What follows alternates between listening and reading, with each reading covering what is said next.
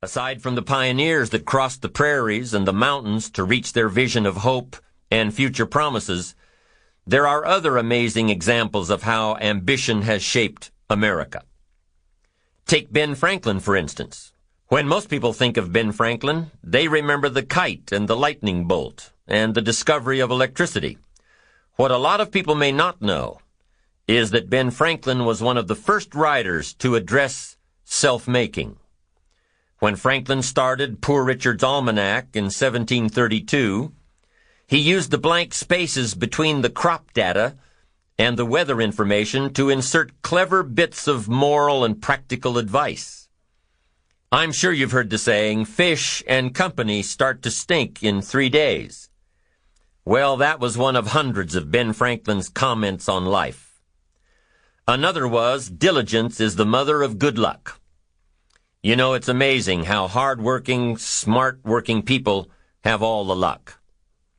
We sometimes hear of a brand-new musical group, an overnight success.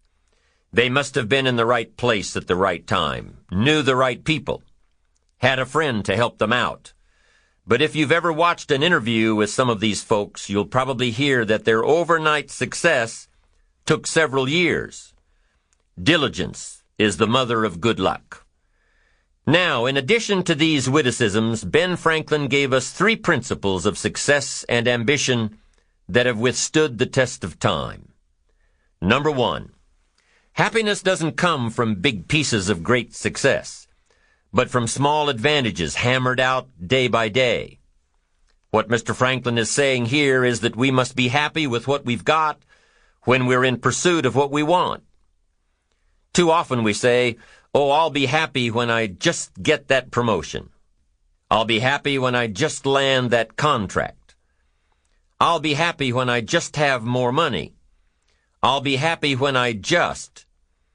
Just what? You won't be any happier when you reach your goals than you are right now. It just doesn't work that way. Abraham Lincoln said it best. He said, "You'll be as happy as you make up your mind to be." Right now, whether you're on your way, whether you've already gotten there, you'll be as happy as you make up your mind to be now. Right now. Being happy on the way doesn't mean you can't aim for great things. After all, look at everything Franklin accomplished in his lifetime. It means that big achievements come one small advantage at a time. It means that you've got to enjoy the journey. It means that you must enjoy and take pride in your little accomplishments. It means enjoying who you are becoming in pursuit of your eager desire, every day, every single day. Ben Franklin's second principle said that life is plastic. Within each of us is the power to mold ourselves and mold our environment. It is up to each of us to begin this molding process with a final product in mind. And it is within our power to work it and form it every minute, every day, every month, every year.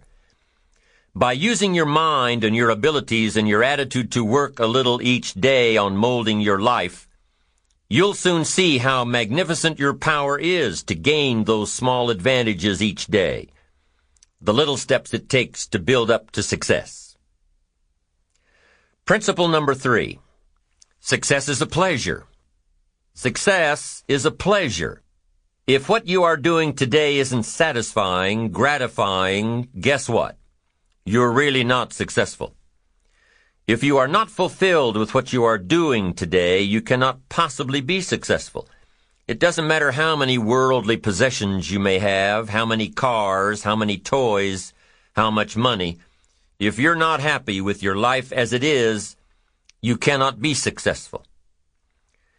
Now, I know that success is a relative term. It means different things to different people. To a school kid, success may mean a star on top of his latest test. To a homemaker, it probably means that she has a well-run household and a wonderful family.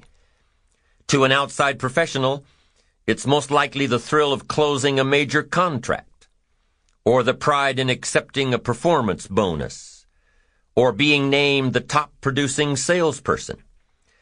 But the one thing you will hear from everyone who is successful is that they are happy with who they are and what they are doing. They are happy, content, satisfied. Success is a pleasure. What have you done today that makes this day successful? Think about it and write it down. If at the end of the day you can jot down the things that have made it a good day, you will soon see patterns forming. This really is a good habit to get into. When you can see a pattern of pleasure, you'll know you're on the road to success. So take note of Mr. Franklin's 3 principles of success and ambition. Number 1, big achievements come one small advantage at a time. One step at a time, one day at a time. Number 2, you have the power to mold your life, to make it whatever you want, to shape it and reshape it. And number 3, success is measured through pleasure. This is the key one. Success is measured through pleasure. You've got to be happy along the way. You've got to learn to give yourself a pat on the back.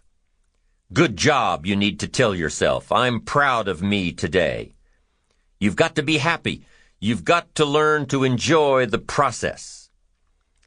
These are really common sense ideas.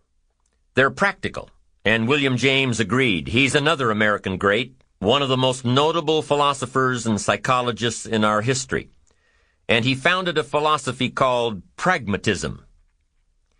To be pragmatic is to be practical, to test the validity of a concept by its practical results, to actually question something and rate its usefulness by what it can do for you, to hear a method of doing something and figuring out if it's even worth your while. One of the issues Mr. James dealt with in his lifetime was, what does it mean to be a success, a significant person? After years of pondering this question, William James described success as a combination of 2 things: